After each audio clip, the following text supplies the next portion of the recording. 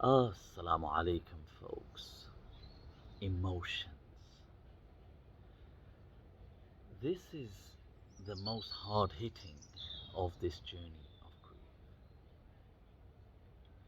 And first and foremost, I just want to express my deep gratitude, shukr, and make dua for all of you that left a comment in the last video with a dua, and especially those who shared their personal grief, people who'd lost their mothers, fathers, siblings, children. Ya Allah. May Allah grant these people ease, relief, and abundance in both worlds. Ameen. And I'll leave a dua again in the description of the video.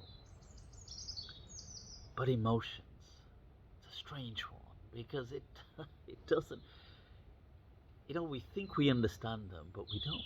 And it's not about understanding them. That's one thing come to realize that they're experiential. Why are we why anger when facing loss? Why rage? Who are we angry at? Why even sadness? You might think it's obvious because a person has suffered grief, but you see, that's the mistake. It's not about information. It's about a lived experience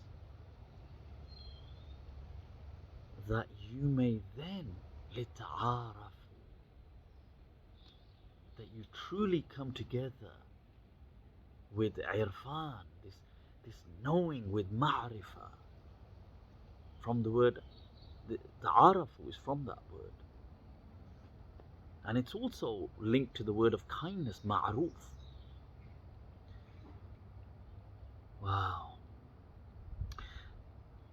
The verse in Surah Al-Ma'arij, إِنَّ الْإِنسَانَ خُلِقَ هَلُوعًا, that insan has been created halu'a, that so incredibly vulnerable and volatile. I mean, wow, what a description. خُلِقَ هَلُوعًا. And it's so true. Ya Allah. I used to think I understood emotions. I used to think that I had a reasonably good grasp. But I've realized that you can't until you experience a profound loss. That, between people who have suffered a profound loss and those who haven't, there's a chasm.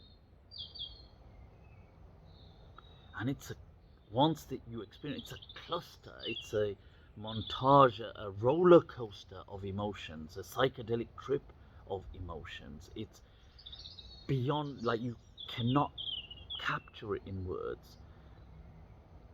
But it's a character building process. And through it, Allah amplifies our ability to help one another